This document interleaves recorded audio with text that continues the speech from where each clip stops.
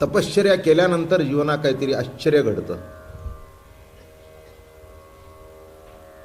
सोपं नाही आहे परमार्थ. परमार्थ नव्हे लेकुराच्या गोष्टी असं म्हटलंय. हे सत्य आहे, काही चुकीचं वाक्य नाही आहे. पण परिपूर्णतेने अंतःकरणामध्ये जर श्रद्धा असेल तर मला वाटतं सामान्यातल्या सामान्य गोपीला सुद्धा कृष्ण दर्शन घडलं. पण श्रद्धा तितकी निर्मळ, यमुनेच्या पाण्यासारखी निर्मळ, गंगेच्या पाण्यासारखी पवित्र श्रेष्ठतम असावी लागते. आणि ती श्रद्धा जेव्हा प्रवाहित होते तेव्हा त्या श्रद्धेच्या काठावरच एक दिवस सगुण कृष्ण परमात्म्याचं दर्शन होतं. दर्शन कुणाला होतं? ज्यांचे हंडे रिकामे झालेले आहेत आणि भरून आणण्याकरता यमुनेच्या काठी जातात त्यांना.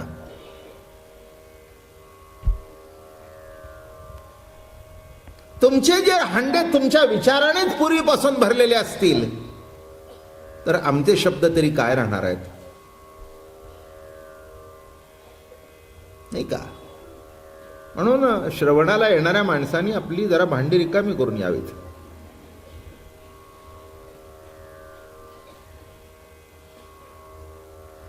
असं घडलं, एकदा एक चिनी साधू होते, मोठे मोठे सत्पुरुष होते. आणि त्यांच्याकडे एक तरुण गेला, साधक गेला. हा प्रश्न विचारतोय, तो प्रश्न विचारतोय, तो प्रश्न विचारतोय, तो प्रश्न विचारतोय. ते म्हणाले, महाराज जरा आमच्या प्रश्नाची उत्तर द्या. ते म्हणाले, बाबा मी आहे म्हातारा, जरा चहा कर, मला जरा मदत कर. त्यांनी चहा केला. तूही घे, मलाही दे. थांब म्हणाले, मी तुला चहा देतो. तू आता केलास, मी देतो तुला. अशी कप्पाशी ठेवली आणि त्याने ओतायला सुरुवात केली. ओतायला सुरुवात केल्याबरोबर अर्धा कप झाला, पाऊण कप झाला, पूर्ण कप झाला. बशीमध्ये चहा सांडू लागला आणि शेवटी त्या टेबलावरून खाली सांडू लागला. तो म्हणला, महाराज महाराज महाराज महाराज. तो चहा सांडतोय. नाही म्हणले, तुझ्या प्रश्नाला उत्तर देतोय. तुझंच एवढं पूर्वी भरलेलं आहे, जे भरलेलं आहे ते खाली सांडतंय, माझं केव्हा शिरणार? तेव्हा तुझं जे भरलेलं आहे ते पहिलं रिकामं कर, म्हणजे मग माझं शिरायला जागा पडेल. तसं विद्वान होते, ज्ञानी होते, संन्यासी होते, ब्रह्मचारी होते, आत्मनिष्ठ होते, ब्रह्मनिष्ठ होते, पण गोपी नव्हते. गोपी शब्दाचा अर्थ मागे आपल्याला मी सांगितला. गो इंद्रियातून प्रभू प्रेमाचं रसपान जी करते, रसपीत आहे गोपी. जी रसपीत असते ती गोपी. आणि अशा गोपींना गोकुळामध्ये कुणाचं दर्शन घडलं? निळोपार आपल्या गवळणीमध्ये म्हणाले, शुकादिकाचे हृदयीचे ध्यान आम्हा जोडले हो न करिता साधन. सहजची पाचारिता येतसे धावोनी प्रेमी आलिंगिता निवेतनु मनो. ऐशा गवळणी त्यानंद भरिता. शुकादिकाचे हृदयीचे ध्यान आम्हा जोडले हो न करिता साधन. खरंच आहे, शुकादिकांच्या हृदयीचं ध्यान गोकुळच्या गवळणींना सहज भक्तिभावामध्ये आणि त्या कारणामुळे ते उपलब्ध झालं. आपल्याला आता रासेपर्यंत पोचायचं आहे. रासलीला ही गोकुळातली शेवटची लीला आहे. त्याच्यानंतर भगवान आणि मथुरेला गेले. रासलीलेमध्ये सर्वांना तृप्त केलं भगवंताने, गोपींना तृप्त केलं. वृत्ती ही गोपी आहे. गोपी कोण आहे आणि ज्या गोपिका होत्या सांगेन मी आपल्याला थोडं. श्रुती स्मृती, मोठे मोठे ऋषी मुनी हे सगळे तिथे गोपी होऊन आले होते. लक्षात घ्या, मोठं आश्चर्यकारक घटना आहे. त्याच्याकरता काल एक एक लीला सांगत आपण पुढे सरकलो. काय काय जायला पाहिजे? अविद्येचा नाश, रजगुणाचा नाश. रजगुण नाहीसा झाल्यानंतर कन्हैया माखन चोरी करतो. एक लक्षात घ्या, हे मोठा गमतीदार विषय आहे. मन विषयाच्या मागे जातं. ते का जातं? कन्हैया त्याची चोरी करत नाही म्हणून. कन्हैयाने चोरी करण्याकरता ते मन तितकं त्याच्याशी एकरूप व्हावं लागतं. तेव्हा तो मन म्हणजे लोणी चोरतो, तुमच्या मन माखन. ते मन सुद्धा असं मृदू व्हावं लागतं, लोण्यासारखं. मन कसं व्हावं लागतं? भगवंताचं प्रेम अंतःकरणामध्ये प्रकट होण्याकरता, त्याच्याशी एकरूप होण्याकरता लोण्यासारखं नरम व्हावं लागतं. माखन चोरी केली. चित्त चोर म्हटलं त्याला, बरं का. तू आमचं मन चोरलंस म्हणजेच माखन चोरलं. म्हणून लक्षात घ्या, काही काही माणसं म्हणतात कृष्णाने लोणी चोरलं. अरे त्याच्या काळामध्ये काही खायला मिळत नव्हतं का तो चोरत होता? तो लीला परमात्मा आहे, लीला भगवान आहे, लीला अवतार आहे. जन्म जन्मांतरापासून ज्यांनी तपश्चर्या केली, याचे भेटी लागे वृत्ती उपवास. सेविली गंगेची तटाके उदास, त्याची सुकृतासी आजी आली नेणो घोष हो. याची भेटी लागे वृत्ती उपवास, सेविली गंगेची तटाके उदास. जन्म जन्मांतरापासून कृष्ण परमात्म्याचं दर्शन घडावं म्हणून त्याची उपासना करत होते. आणि त्या उपासनेची फलश्रुती म्हणजे कृष्ण भगवंताचा अवतार. आणि म्हणून असं सांगतात, माखन चोरलं नाही का. तुमचं हृदय सुद्धा मृदू मधुर व्हावं लागतं. देवाची पावलं उठण्याकरता, हे बघा, मार्बल जरी असला तरी पावलं उमटत नाहीत. जिथे मृदू मधुर हृदय असतं तिथे पावलं उमटतात. तुम्ही म्हणाल हा मार्बल आम्ही 200 रुपये स्क्वेअर फूटचा आहे. नाही नाही नाही उमटत, नाही उमटत, नाही उमटत. काय तसं तुम्ही म्हणाल मी इतका शिकलेलो आहे, तुम्ही म्हणाल 4 वेद शास्त्र मार्बल आहे, 18 पुराण ग्रनाईट आहे उत्तम, नाही पावलं उमटत. कारण कठीण आहे. हृदय कसं लागतं? मृदू मधुर. काय अंतःकरण कसं लागतं? मुलायम लागतं, मृदू मधुर लागतं.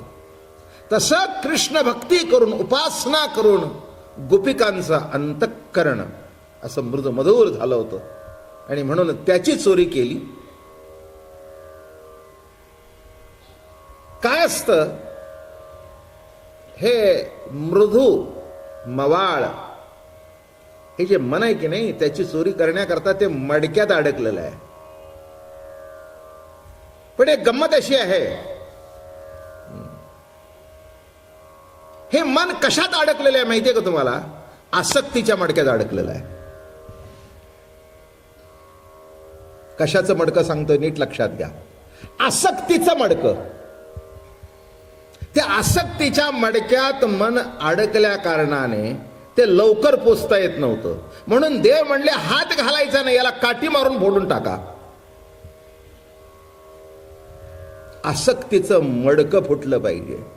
एकदा मडकं फुटलं ना की साठवायची जागा संपली. अरे का, आसक्ती संपली की अनासक्ती आली. आणि अजून सांगतो, आसक्ती संपली की विषयांची सक्ती संपली. गोड शब्द प्रयोग आहे. आसक्ती संपली की विषयांची सक्ती संपली. आसक्ती आहे म्हणून सक्ती आहे. धन पाहिजे, दौलत पाहिजे, नाव पाहिजे, लौकिक पाहिजे, विषय पाहिजे. काय आसक्ती आहे. आसक्ती तुमच्यावर सक्ती करते आणि सक्ती केल्यानंतर मग एकदा धनाची सक्ती करू लागलं मन, आसक्ती करू लागली म्हणजे ते वाटेल त्या पद्धतीने कमवतं, संपतं एक दिवस. चोऱ्या सुद्धा करतं. आपण काही वेळेला असं पेपरमध्ये वाचतो की लक्षाधीशाची मुलं चोरी करतात. म्हणजे हेही असं आश्चर्यच आहे की लक्षाधीशाचा मुलं चोरी का करतात? नाही, आसक्ती. आणि ती आसक्ती त्यांना सक्ती करते. मग त्यांचं मन त्यांच्या ताब्यात राहत नाही आणि मग वाटेल ते करतात आणि एक दिवस नको ते घडून जातो. तसं इथे काय केलं भगवंतानी? आसक्तीचं मडकं फोडून टाकलं. संसाराची आसक्ती असू नये असं मी म्हणत नाही, पण जेवढी असायला पाहिजे तेवढी असली तर बरी. वाजवीपेक्षा जास्ती त्रास होतो. जेवणामध्ये शेवटी आपल्याला तूप वाढतात. अत्यंत उत्कृष्ट म्हणजे तूप, म्हणून शेवटी वाढायचं. मराठीमध्ये एक शब्द वापरला जातो, अन्नशुद्धी. तूप म्हणजे काय आहे? खेड्यामध्ये अपभ्रंश झालेला शब्द आहे अनसूट. अपभ्रंश काय झाला? अनसूट. म्हणजे अनसूट वाढलं का? म्हणजे एकदा अनसूट वाढलं की आता सूट, म्हणजे जेवायला आता मोकळा सुटला. हा ना. काय पण खरा शब्द त्याचा असा आहे अन्न शुद्धी. अहो सुरुवात करा ना. आमच्या गुरुजींना विचार, ते म्हणतील अहो तूप वाढा ना. तूप वाढा. तूप वाढलं की पार्वती मध्ये हर हर. पण तूप पाहिजे. अन्न शुद्धी आहे, पवित्र आहे. ते घातल्याशिवाय जमत. तसं काही काही गोष्टीमध्ये नीट लक्षात ठेवा. आता जेवण एवढं, पण तूप एवढं. एवढंच, जास्ती काही घालायचं नसतं. काही पेलावर ओतायचं नाही. भाताच्या मुदी बरोबर तुपाच्या गोळाची मूठ ठेवायची नसते, बिघडून जाईल. तसं मला म्हणायचंय की एवढी आसक्ती नको. थोडी थोडी ठीक आहे, पण आपण इतकी आसक्त झालो की त्या संसारातून बाहेर पडायला वेळ नाही, यत्किंचित सवड नाही. हे काही मी तुम्हाला सांगायची गरज नाही आहे. आपण सगळे संसारिक आहोत, त्यामुळे आपला हा अनुभव आहे. त्यातल्या त्यात एक महिनाभर का होईना चमचाभर इकडे येत आहे रोज. काय म्हटलं? एक महिनाभर एक चमचाभर का होईना संसारातला बाजूला वेळ काढून, बायका स्वयंपाक वगैरे करून, पुरुष अगदी वेळ काढून बरोबर संध्याकाळी 5 मिनिटं अगोदर का होईना, 10 मिनिटं का हजर. म्हणजे त्याच्यातला भाग असा आहे, एवढा संसार असू दे, पण एवढी तुपाची धार असली तरी तुमचं संपूर्ण जीवन पवित्र करील. अन्नशुद्धी आहे, अन्नशुद्धी आहे. म्हणून ही कृष्ण कथा कशी आहे, हे भागवत कसा आहे, तर अन्नशुद्धी करणारी आहे. कृष्ण नामाने जीवन शुद्ध होतं, जीवन पवित्र होतं. नामे तरला नाही कोण, ऐसा द्यावा निवडून. जगद्गुरु तुकाराम महाराजांनी प्रश्न विचारला, अरे या जगामध्ये असा एक तरी काढा की ज्याने नाम घेतलं आणि तो तरला नाही. म्हणून या ठिकाणी कृष्ण चिंतन, कृष्ण स्मरण करण्याकरता आपण येतो. आणि म्हणून म्हटलं मी की आसक्तीचं मडकं फुटल्यानंतर काय झालं? असं आहे, संसाराची आसक्ती नष्ट झाल्याशिवाय प्रभू जीवाच्या हातात सापडत नाही. आपण एक एक पायरी पुढे चाललोय. जास्ती काय अगदी प्रत्येक डिटेलमध्ये सांगत नाही, पण पुढे पुढे सरकत जाऊ. म्हणजे 2 वर्ष जे ऐकलं, कारण आता शेवटी रासलेला आहे. काय काय सुटत गेलं म्हणजे काय काय भेटतं आणि काय काय सोडावं लागतं. अजून एक शब्द नीट वापरतो, सोडावं लागू नाही तर सुटावं. ज्याने सोडलंय तो केव्हा धरेल सांगता येत नाही, आणि ज्याचं सुटलंय त्याला धरण्याचा प्रश्न येत नाही. बरं का, ज्याची दारू सुटली ना तो पुन्हा पित नाही, पण बळजबरीने जर सोडली असेल ना तर हळूच. माझं बोलणं कळलं का? तसं आपोआप सुटावं लागतं. काही काही माणसं वैतागातून संसारातून बाहेर पडतात. एक सांगू का, बळजबरीने घडतो तो वैताग. काही काही माणसं बायकोचं जमत नाही, मग म्हणून तुम्ही बायको सोडली. जमतच नाही, सोडली काय? तीच तुला जमून देत नाही, तू सोडलीस काय? तिने सोडलंय तुला, पण अपूर्व लोकात जाऊ नये म्हणून म्हणतो मी सोडली. अरे तू सोडू नकोस, ती सुटली पाहिजे, नाही का? जेव्हा सहज स्वयंस्फूर्तीतून सुटतं त्याला त्याग म्हणावा, आणि बळजबरीने जे सुटलं जातं त्याला त्याग म्हणायचा नसतो, त्याला वैताग म्हणायचा असतो. काय वैताग आला आणि घरात जाऊन बाहेर झोपला. मित्र म्हणला आज का बाहेर का झोपला? बोलो म्हणाला. मग काय त्याने बायको सोडली आहे का? नाही, वैतागलाय तिला. काय अहो काय सांगू म्हणला, घरात पाऊल टाकलं की इतकं भांडण आणि इतकी कटकट, त्यापेक्षा आपलं निवांत झोपू. म्हणजे याचा अर्थ काय वैराग्यशील आहे हो, घरात बायको असून हा बाहेर झोपलाय? बिलकुल नाही, बिलकुल नाही. लक्षात ठेवा, हा वैताग आहे, त्याग नाही. स्वयंस्फूर्तीतून घडतो तो त्याग, पण तो त्याग घडण्याकरता काहीतरी धरावं लागतं, तेव्हा दुसरं सुटतं. हे मुद्दा लक्षात घ्या. काय एक धरल्याशिवाय, एक धरिला चित्ती आम्ही रुखमाईचा पती, एक धरल्याशिवाय दुसरं सुटत नाही. तसं तुम्हाला असं वाटत असेल की प्रभूने आम्हाला धरावं, प्रभू तुमच्या पाशात अडकावा, प्रभू तुमच्या पाशात अडकावा असं जर वाटत असेल तर पहिल्यांदा ज्या पाशात तुम्ही अडकलाय त्या पाशातून तुम्ही मोकळे व्हा, मग प्रभू तुमच्या पाशात अडकेल. हाच इथला गर्भित अर्थ आहे. अहो आश्चर्य आहे, त्या प्रभूला बांधला म्हणतात. लीला सांगितली आहे मी, उखळ बंधन. आणि उखळ बंधन सांगताना आपल्याला मी सांगितलं बांधला. काय आश्चर्य आहे, भगवंताला कोणी बांधू शकतं? ताकद आहे का कुणाची? नाही का? जो नातुडे ध्यानी समाधी साधनी, तो स्वानंदे कीर्तनी नाचत असे. नातुडे ध्यानी, जे ज्ञानाशी न चोजवे, ध्यानाशी जे नागवे, ते अगोचर फावे गुठी माझी. ज्ञानाशी नागवे, ध्यानाशी, ज्ञानात नाही ध्यानात नाही, ते गवळ्याने बांधला. काय गंमत आहे. चोरी करता उखळाशी बंधन. कसा बांधला गेला? परमात्मा असा बांधला जात नाही. थोडक्यात सांगतो, यशोदेच्या अंतःकरणामध्ये अहंकार होता तिथपर्यंत बांधला गेला नाही, पण अहंकार संपल्यानंतर परमात्मा बरोबर बांधला गेला. तसा देव तुमच्यात केव्हा अडकेल? एक सांगतो, ज्या माणसाच्या अंतःकरणात अहंकार आहे, माणसं त्याच्यापासून चारात लांब राहतात. निरहंकारी वृत्ती आहे, त्याच्याजवळ माणसं जातात. एवढं कळलं तरी पुष्कळ झालं. अहंकार असू नाही असं नव्हे, पण बाजीपेक्षा जास्ती झाला. प्रत्येक क्षणाक्षणाला जर तुमचा अहंकार नागासारखा फणा करून बाहेर पडत असेल तर माणसं त्या अहंकाराच्या विषापासून 4 हात दूरच राहतील. एवढं लक्षात ठेवावं.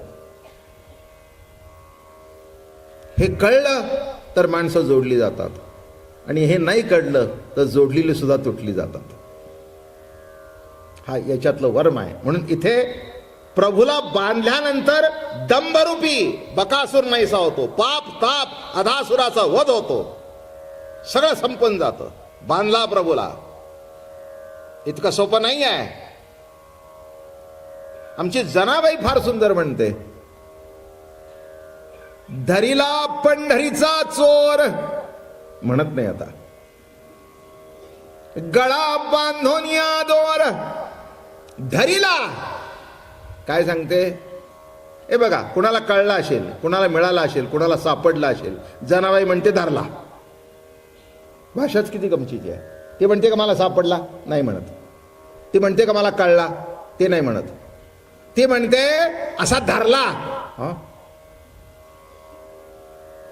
निघाला होता तो, असा धरला. कुठे निघालास रे चोरा? धरिला पंढरीचा चोर, गळा बांधो निया दोर. धरिला पंढरीचा चोर, गळा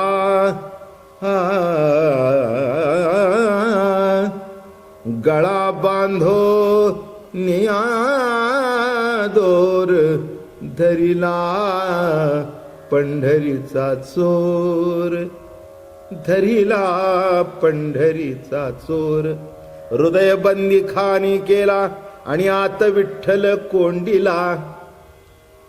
काय ताकद आहे, कसा बांधला, कसा धरला, काय ताकद असली पाहिजे.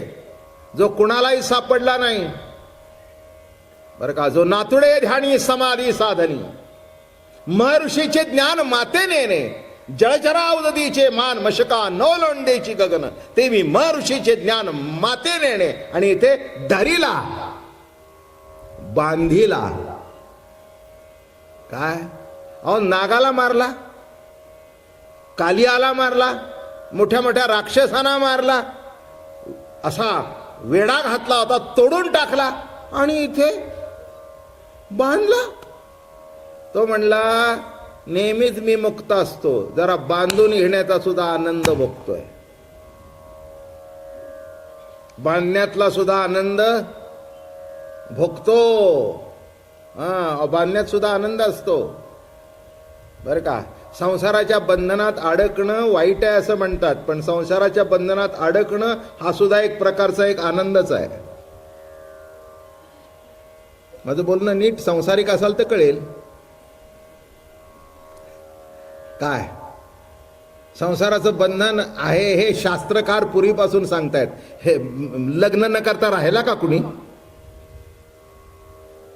केलीस ना? आई बापाचं पटत नव्हतं, मग ह्याने ठरवलं हे लग्न करणं वाईट आहे. पण आल्यावर म्हणा जाऊ द्या, त्यांचं तसं झालं म्हणून का माझं तसं होणार आहे. केलंच ना. लक्षात ठेवा, हे बंधन बंधन वाटतं, हे जरी वाटलं तरी त्या बंधनात सुद्धा आनंदच आहे की नाही, कसा म्हणता बरं का. नाही कसं म्हणता. हे बघा, कोणीतरी आपल्या घरी वाट पाहत आहे, अहो त्या वाट पाहण्याचा सुद्धा आनंद आहे, त्या बंधनाचा सुद्धा आनंद आहे. मग बाहेर गेली माणसं सांगतात, अहो तुम्हाला माहित नाही, मी जर उशिरा गेलो ना तर आमची बायको मला रागवते. आता आपली बायको आपल्याला रागवणं हे काही चांगलं आहे का मला सांगा. आणि हे 10 माणसात सांगण्यासारखी गोष्ट आहे का? तरी पण त्याच्यातून हे दिसतं की माझी बायको माझी वाट बघते, तिचं माझ्यावर प्रेम आहे.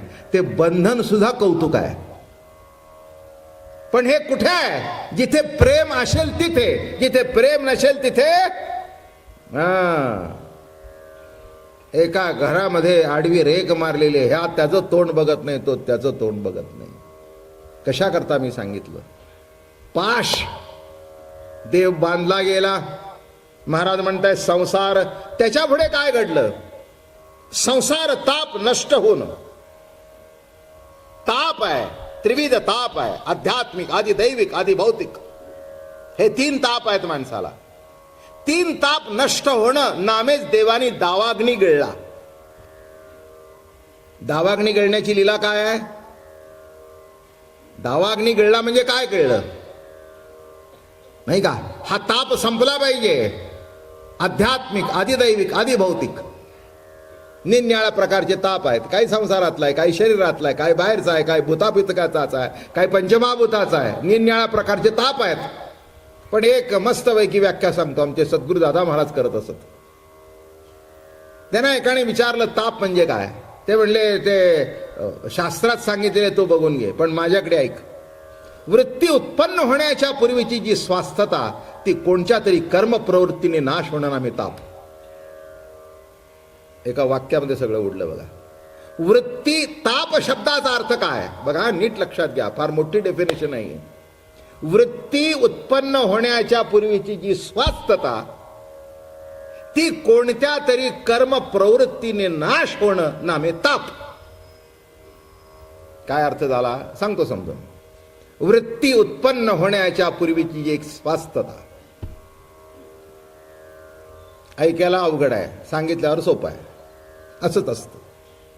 काही नाही, निवांत पंखा बिंका सुटलेला आहे, आरामात टीव्ही बघताय, तितक्यात मग काहीतरी सिरियल आली, ती बघताय. तितक्यात त्या सिरियल मधला मुलगा आपल्या बापाला टाकून बोलला. एकदम चांगलं मजेत बघत होता बरं का.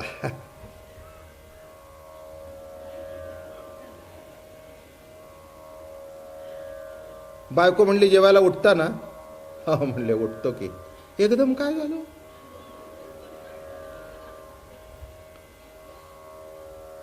एकदम काय झालं? तुम्ही एकदम चेहरा तुमचा असा गंभीर झाला, काय तुमच्या डोक्यात चाललंय? अगं म्हणलं तसं काही नाही, ते सिरियल मध्ये बघितलं, पहिला मुलगा चांगला होता, बायको आल्यावर बिघडली. आता नाही कळलं का? नाही, वृत्ती उत्पन्न होण्याच्या पूर्वीची जी स्वास्थता, ती कोणत्या तरी कर्म प्रवृत्तीने नाश पावणं नामे ताप. हो, मग आता विचार करा, नाही का? सहज रस्त्याने चालता चालता सुद्धा ताप होतो. निघाला नीट, तिथे पुढे ऍक्सिडेंट झाला बघितला, म्हणला एक दिवस आपलं असं झालं तर. काही नाही, नीट निघालेला होता, म्हणलं आपलं जर आपण असं गाड खाली.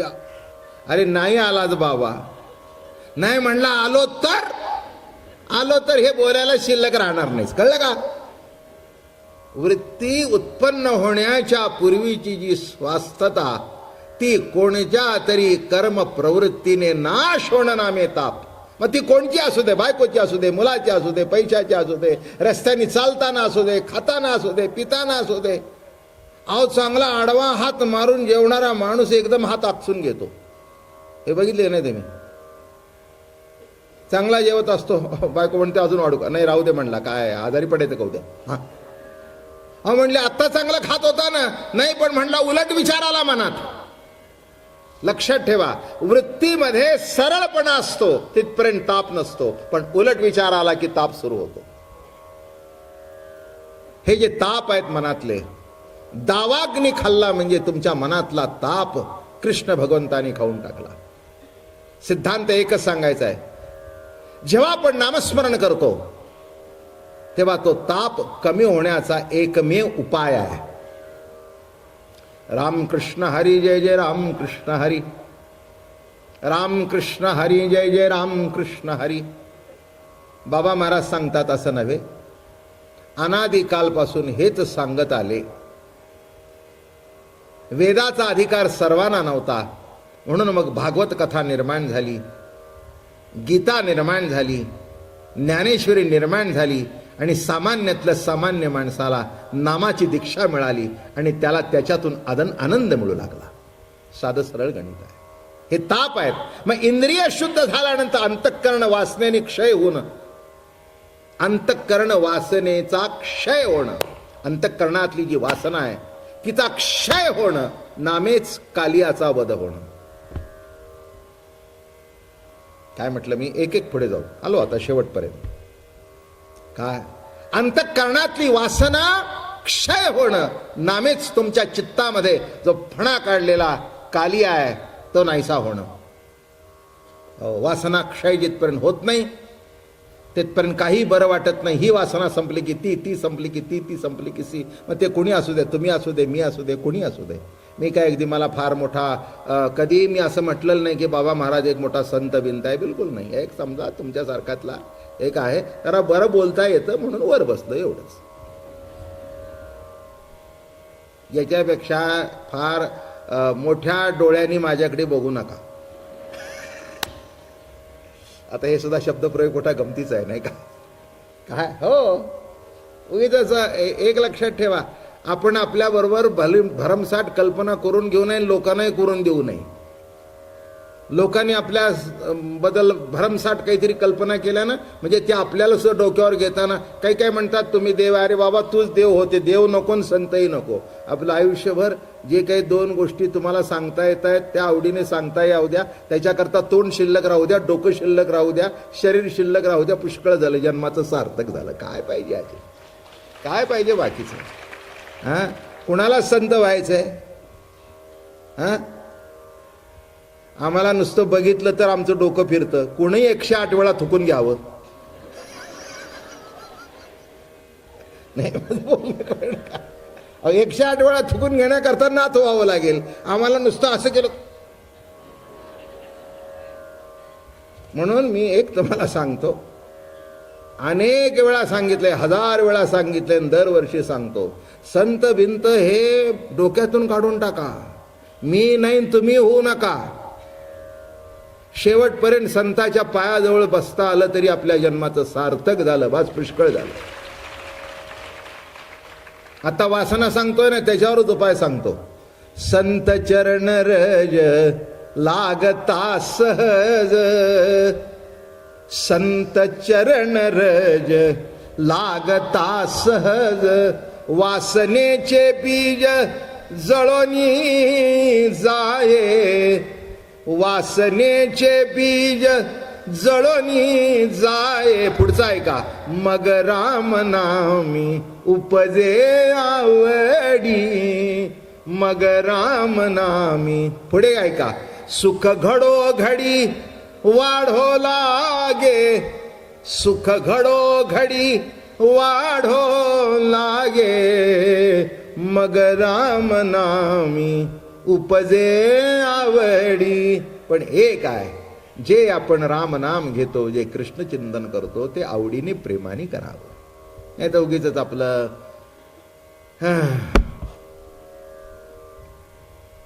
असं नका करू.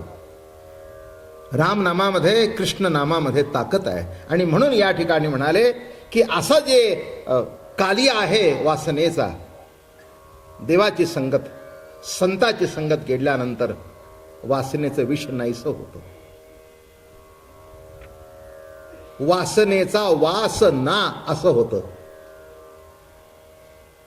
माझं बोलणं कळलं का? कशाचा वासना? वासनेचा वासना. मग कशाचा वास झाला? प्रभू प्रेमाच्या प्रतीतीचा वास झाला, नामाचा वास झाला.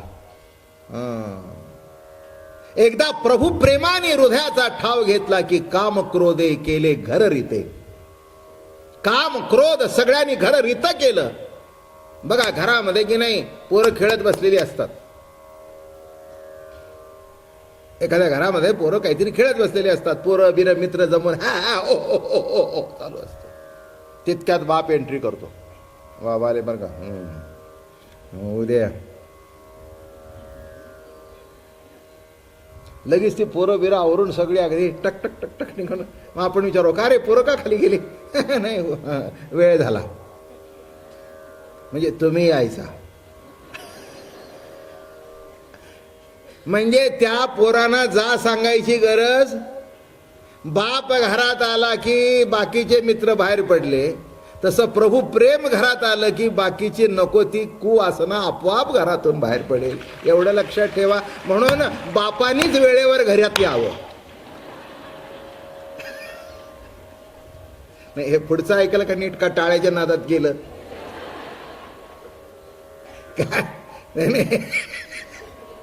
नाही, बाहेरची पोरं घराच्या बाहेर जातील, पण बाप वेळेवर आला पाहिजे ना. बाप जर रात्री 1 वाजता आला तर काम क्रोधे घेल ते नाही होणार, कधी होणार नाही. तसं लक्षात ठेवा. पुन्हा केव्हा तरी नाम घेऊ म्हणू नका. ते सुद्धा वेळच्या वेळी घ्या. वेळच्या वेळी, वेळच्या वेळेला आयुष्यात जी संधी आली आहे ते दौडू नका. जो दिवस आलाय तो वाया घालू नका. त्या दिवशी घ्या. आपोआप एक एक एक एक एक एक नको ते जातील. बघा इथे कितीतरी आहेत की ज्यांच्यात नको ते होते ते आपोआप गेले माळ घातल्यावर. हो पुष्कळ झालं आपल्यापुरतं. आज सकाळी तुमच्या भागातलेच एक, नाव नाही सांगत, एक मोठे पुढारी भेटायला आले तुम्हाला. एक कार्यक्रम पाहिजे होता. काय वेळ नाही. आता म्हटलं बुवा एक कार्यक्रम दिवसाला एक करतो, जास्ती काही करत नाही. मला म्हणाले, अहो सध्या काय अवस्था झाली आहे? म्हटलं काही नाही, वारकरी संप्रदायाची अवस्था तेवढ्या पुरती चांगली आहे. मी त्यांना गमतीने सांगितलं. मी म्हटलं नीट लक्षात ठेवा, माळ घातली म्हणजे चटकन तुम्ही असं कुणाकडून अपेक्षा करू नका की यांनी ज्ञानेश्वर महाराज झालं पाहिजे. माळ घातली की तुम्ही अगदी काय तुकाराम महाराजांची माळ घातली रागवता. अरे बाबा, एक लक्षात घे, मी अजून तुकाराम महाराज झालेलो नाही, मी अजून ज्ञानेश्वर महाराज झालो नाही आणि अजून 100 जन्म मला होता येणार नाही आहे. पण 100 जन्मानंतर जे होईल त्या रस्त्याने पहिलं पाऊल माझं पडलंय. आणखीन काय कमी आहे मला सांगा? बरोबर आहे ना? काय चुकलं? काम क्रोध आवरणं इतकं काही सोपं आहे का? हा, पण नीट लक्षात ठेवा, मांस न खाणं, दारू न पिणं, परस्त्री रुक्मिणी माते समान मानणं, आलं का लक्षात? हो, रोज ज्ञानेश्वरी वाचणं, रोज हरिपाठ वाचणं, एवढं जरी घडलं तरी माझ्या दृष्टिकोनातून आम्हाला खूप आहे, नाही का? इथे कोणाला दुसरी ज्ञानेश्वरी करायची आहे का? उतरतंय कोणी माऊलींच्या कॉम्पिटिशन मध्ये?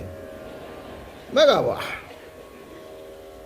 हा, का दुसरा गाथा तयार करताय का? दुसरं एकनाथी भागवत तयार करताय? ज्यांना ते तयार करायचं असेल, ज्यांना जगत उद्धार करायचा असेल, त्यांच्याकरता पुष्कळ भांडवल लागतं. आम्हाला फक्त आमची नाव किनाऱ्याला लागली, पुष्कळ झालं आमचं. मी फार लहानपणाने विचार करतो, मोठे आपल्याला काही व्हायचं नाही आहे. अहो, तुकाराम महाराजांना एकदा कुणीतरी विचारलं, महाराज आपलं कसं काय? ते म्हणले काही नाही, आहे त्याच्या समाधान आहे. बायको भांडते, बरोबर आहे म्हणले. तुम्हाला एक गंमत सांगू का? आमच्या ह्या संत चरित्रामध्ये 2 गोष्टी आहेत.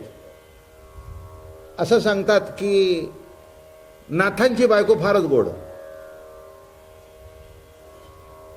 अतिशय गोड.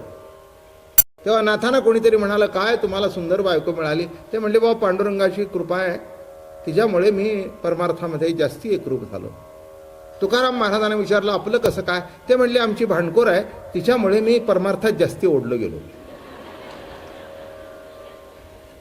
आता मी काय म्हणतो, तुम्ही मी दोन्ही संत तुम्हाला सांगितले. आता तुम्हाला जे पाहिजे ते तुम्ही ज्याच्यात बसाल ते घ्या. नाथांच्यात बसत असाल तर आनंदच आहे, तुकाराम महाराजांच्या बरोबर बसाल तरी आनंदच आहे. कारण शेवटी दोघाची, नाथाची आणि तुकाराम महाराजांची पांडुरंगाच्या देवळात गाठ पडली. गाठ पडली कुठे? हा, गाठ पडली. काय काही बिघडत नाही आहे. कोणत्याही मार्गाने विरोधातून जरी आली काय, पण तसा जिजाबाईचा सुद्धा अपप्रचार झाला हे मी सांगितलंय, तो विषय इथे घेत नाही.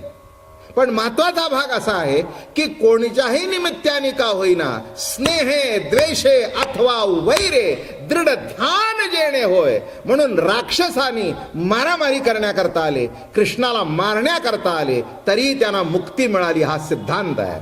आणि म्हणून पुढे आपण जरा जाऊया. काय झालं? ह्या सगळ्या रास क्रीडा लीला संपत आल्या आणि आपल्याला कालच सांगितलं होतं की गोपिकांनी कात्याय निवृत्त केलं होतं. आपण हळूहळू आता रासलीलेच्या जवळ येत चाललोय. कात्याय निवृत्त केलं की भगवान पती मिळावा. एक लक्षात घ्या, इथे पुरुष आणि स्त्री हा भेद नाही आहे. मूळ स्वरूपामध्ये सर्व विश्व हा स्त्रीच आहे, परमात्मा पुरुषोत्तम एकच आहे. प्रतिती जीव, प्रत्यय रूप परमात्मा. सिद्धांत काय सांगितला? प्रतिती जीव आणि प्रत्यय रूप परमात्मा. याच्याकरता एक कथा छोटीशी आहे. मीराबाई आणि वृंदावनामध्ये आल्या आणि रूप गोस्वामीच्या दर्शनाला त्यांनी जायचं ठरवलं. आता ते गोस्वामी होते, रूप गोस्वामी, ते काही बायकांना भेटत नव्हते. आणि मीराबाईंनी निरोप पाठवला की महाराज मला आपलं दर्शन घ्यायचं आहे. ती यायचं कळल्यावर त्याने त्या झोपडीचं दार बंद करून घेतलं. निरोप पाठवला आपल्या शिष्याजवळ, जाऊन सांग मीराबाईला मी बायकांचं दर्शन घेत नाही आणि मी बायकांना भेटत नाही. अरे बाप, ती मीराबाई होती. अशी आली होती येताना हात जोडून. ती अशी उभी राहिली.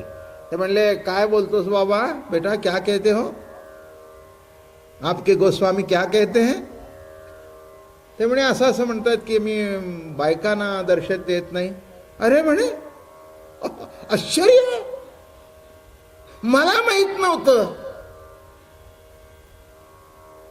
की गोकुळमध्ये अजून पुरुष शिल्लक आहेत. मला माहिती नव्हतं की वृंदावनामध्ये पुरुष शिल्लक आहेत. मला वाटत होतं की वृंदावनामध्ये एक कृष्ण परमात्मा पुरुषोत्तम आहे आणि बाकी सगळ्या गोपी आहेत. तेव्हा मी बाई असल्या कारणाने मलाही पुरुषाचं तोंड बघायचं नाही. सिद्धांत कळला का? हा, मलाही पुरुषाचं तोंड बघायचं नाही आहे.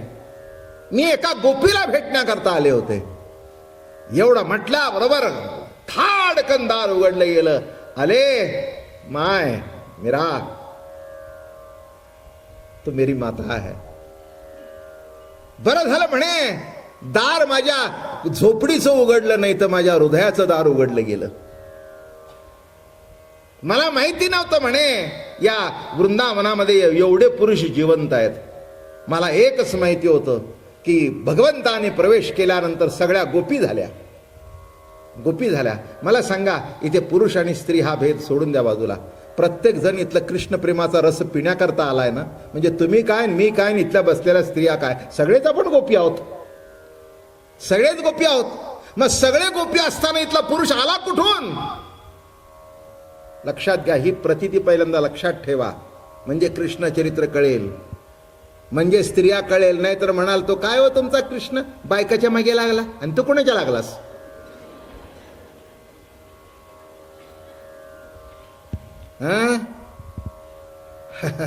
तुझा जन्म सुद्धा आपले तीर्थरूप बायकाच्या मागे लागल्या म्हणूनच झाला ना. माफ करा मला. असं आवासावा बोललेलं मलाही खपत नाही. कोणालाही काही बोलून जमत नसतं. कशाला बाईची निंदा करता? बाईची निंदा करण्याचं कारण आहे का काही? तुम्ही वाईट दृष्टीने बघता म्हणून तिचा त्याग करावा म्हणता. ती जर तुमच्या कुलाची वृद्धी तिच्यामुळे होते तर तिला नावं ठेवण्याचं कारण काय? नाही का? प्रत्येकाला वाटतं माझा वंश वाढावा, वंश वाढावा. का तो तुझ्या पोटात वाढणार आहे का? काय विज्ञानाने सध्या काही होईल बरं का पुढच्या काळात.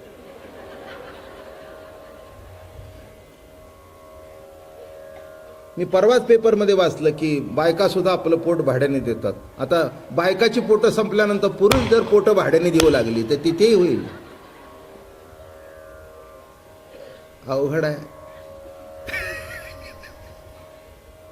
जरा नीट पेपर वाचत जा म्हणजे याही माहित्या मिळतील. आम्हाला वाचावं लागतं, हे उपयोगी पडतं मला इथे प्रवचन. अरे स्त्रीला तरी नावं ठेवायची काय गरज आहे? कशा करता नावं ठेवता? आज स्त्रियांची संख्या कमी होते, काळजीचा प्रश्न झालाय. कारण प्रत्येकाला वंशाचा दिवा लागतो. अरे दिवा लावा घराच्या बाहेर, पण देवा पुढे पंथी लागते ना. नाही कळलं की नाही शब्द? काय घराच्या बाहेर दिवा लागतो मला मान्य आहे, पण देवा पुढे एक पंथी लागतेच ना. ती पंथी लावल्याशिवाय जमायचं नाही. म्हणून सगळेच जर तुम्ही म्हणाला आम्हाला मुली नको, पुढे कसं व्हायचं? सध्या यक्ष प्रश्न आहे. म्हणून ते पोटातलं तपासू नये मुलगा आहे का मुलगी आहे याच्यावर आता कायदेशीर बंधन येत आहे. मुलगी आली की काढ बाजूला, मुलगा आला की राहू दे. अगदी शेवटी पाणी पाजायचं आहे तुम्हाला. बरोबर आहे. पाणी पाजतो का आणखीन काय पाजतो कुणाला माहित.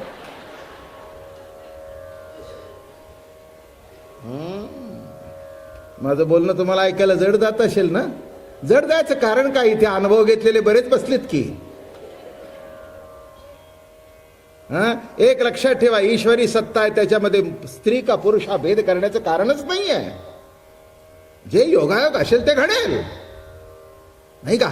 सर्वामध्ये जर भगवान आहे तर स्त्रीला डावलण्याचं काय कारण आहे? हे शास्त्रकारांनी वगैरे डावललं म्हणून या भानगडी झाल्या. इथे गोपींना प्राधान्य दिलं कबीरा कबीरा क्या कहे कबीरा, एक एक गोपी के प्राण में बह गए कोटि कबीर. काय म्हणतात कबीरजी, कबीरा कबीरा क्या कहे कबीरा, कत कबीरा सुनबाई साधो. यांना वाटलं काय आपण केवढे मोठे झालो. आणि जेव्हा गोकुळामध्ये गेले, वृंदावनात गेले, सगळा तिथली लीला बघितली, मग म्हणाले ए कबीरा कबीरा कबीरा क्या कहे कबीरा. अरे काय कबीर म्हणे, कहत कबीरा, अरे काय काय मिजाज मारतोस, एक एक गोपी के प्राण में बह गए कोटी कबीर. आमच्या पंढरपूरला सुद्धा जनाबाईंनी त्यांना धडा शिकवला, माहितीये का तुम्हाला. कबीरजी आमचे पंढरपूरला आले. पंढरपूरला आल्यानंतर त्यांनी ऐकलं होतं नामा शिंपी बहुत बड़ा संत है, वाह जनाबाई भी एक औरत है, वो भी बड़ी संतन है. मग आले ते विचारलं की नामा इधर रहते हैं, तो वो तो नहीं थे, वो भजन गए थे. तो वो जनाबाई कहाँ है, तो म्हणे चंद्रभागेच्या काठी शेणक्या लावते. तुम्हाला माहिती का शेण्या लावायचं काय असतं. पुढे शेण्याचं प्रदर्शन भरेल पुण्यामध्ये.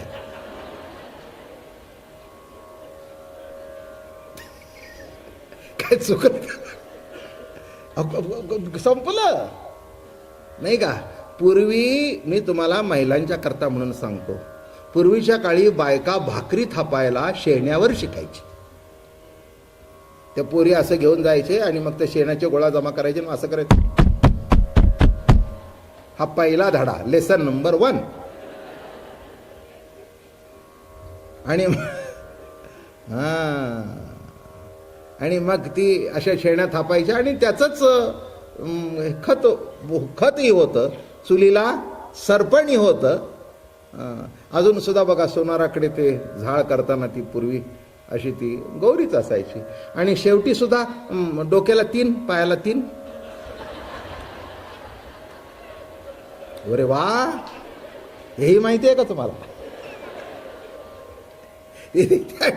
लागतात. तेव्हा ते अशी जनाबाई आमची, आणि तिथे ते वेचत होती. आता ओघाने बाईचं आलं म्हणून बाईचंच सांगतो, मजेशीर आहे कथा. आणि ते वेचत होते. तितक्यात काय झालं, कोणीतरी सांगितलं जनाबाई, आणि ती दुसरी बाई, ती काय झालं की शेण्या थापायच्या आणि वेचताना ज्या गोळा करायच्या खांड, ते ठरलं होतं की निम्म 50-50%. तूही उचलायचं, आपण मिळून करायचं. पूर्वीच्या काळी सगळे बायका एकत्र करत होत्या. हे जेव्हा वाडा संस्कृती होती पुण्यामध्ये, जुन्या बायकांना माहिती असेल, पापड मिळून करायचे, लोणची मिळून करायची. मग 7-8-10 बायका पापड लाट, अमकी लोणची कर, अमकं तमकं. आता असं काही नाही, लिज्जत आलं. पुढचं तुम्हाला आता माहिती आहे. अशोकराव या लिज्जतनी या बायकांची इज्जत घालवली. हो काय इज्जतीचा नवीन शब्दात सांगतो, फालुदा झाला. काय का एकाही बाईला सध्या पापड लाट म्हटलं तर तिला जमतच नाही. नवरा सुद्धा म्हणतो कशाला त्रास घेतो, खाली जा, लिज्जत आहे, अमकाय तमकाय घेऊन आले की झालं, भाजला की काय अवघड आहे सध्या. तेव्हा आता या काळामध्ये आम्हाला तुम्हाला त्या शेणा खांड सांगायची पाळी आली. आणि मग ती उचलली, निम्मे वाटे झाले. जनाबाई म्हणली, हे बघ आमचा 3रा वाटा काढ. अरे बा, 3रा वाटा आता काय शेवटी. ए जने म्हणाली, लई मोठी अभंग बिगमंग करतीस, खोटी बोलतीस. ते म्हणले खोटे वेळ बोलत नाही, माझा 3रा. अगं म्हणले 3रा कसा, आपण दोघं, 3रं कोण. अगं म्हणले माझ्याबरोबर माझा पांडुरंग वेचतोय. काय म्हणली, इटाल करतेस, बनवागिरी करते, देव कुठे शेणी वेचायला येतो काय. तुम्ही एक लक्षात घ्या, तुम्ही परमार्थ करतात ना पुष्कळशी म्हणजे हा गुन्हा करतात इतराच्या दृष्टिकोनातून. कारण ते सुनवायला होतं. एखादी बाई इथे येत की उशिरा गेली की नाही, काय बोलली की नाही, हेच ऐकून आला का तिथून.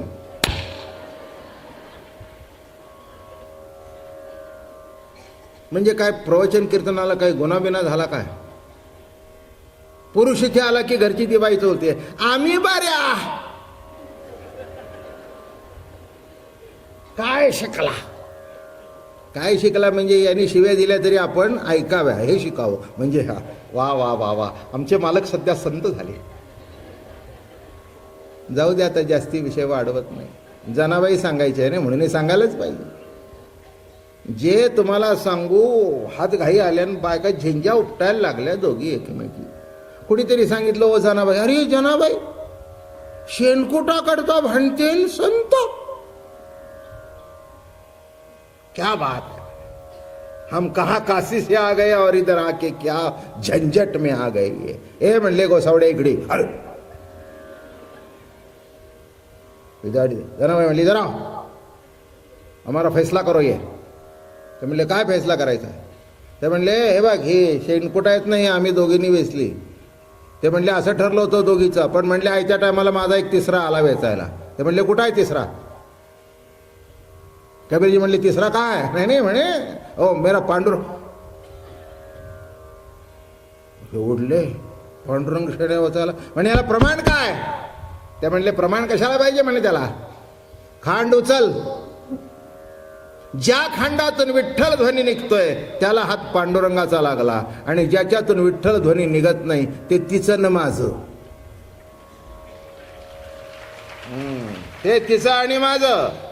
आणि काय तुम्हाला सांगू, कबीरजीनं असं उचललं, पहिलं गेलं, दुसरं गेलं, तिसरं विठ्ठल विठ्ठल. अरे बाप रे, विठ्ठल विठ्ठल विठ्ठल विठ्ठल विठ्ठल विठ्ठल विठ्ठल. ते म्हणले, आप जनाबाई. का रे म्हणले, आत्ता तुला कळलं आहे? तुला अजून कळत नाही का? ज्या खांडातून विठ्ठल ध्वनी निघत नाही ती जीवदशा आहे, आणि ज्या खांडातून प्रभू प्रेमाचा आवाज निघतो तो संत आहे, तो भक्त आहे. लक्षात ठेवा, सगळ्याच खांडातून विठ्ठल ध्वनी निघत नाही. काय? तसं मला तुम्हाला सांगायचं आहे, ज्या अर्थी थोडा का होईना विठ्ठल ध्वनी तुमच्या तोंडातून निघतोय, तेव्हा अगदी सगळा खांड तुमचा देवानी पकडला नाही, पण थोडा तरी तुमच्या खांडाला कुठेतरी विठ्ठलाचा हात नक्की लागलाय. हे मानायला काही हरकत नाही. का मानू नये? का मानू नये? जर ज्ञानेश्वर महाराज म्हणतात की संत भेट होण्याकरता, देवाचं नाव मुखाने येण्याकरता पूर्वजन्मीचं सुकृत लागतं, तसं आमच्या मुखातून जर विठ्ठल ध्वनी येत असेल तर माझी नक्की खात्री आहे की या खांडाला सुद्धा हात विठ्ठलाचा लागला असला पाहिजे. आणि म्हणून कानाला लावलं, लोटांगण घेतलं. जनाबाई, हे ते अलौकिक आहे. ते म्हणले, कबीरा विसरला का? तुझा शेला विणतो, माझ्याबरोबर का शेण्या वेचणार नाही? काय म्हणली जनाबाई? अरे तुझा जर शेला तो विणतो, म्हणजे तुझ्या कार्यात जर मदत करतो, तर मी थकल्यानंतर माझं. जनाबाई, चुकलं माझं. नीट लक्षात ठेवा, तसं बाई काही कमी नाही आहे.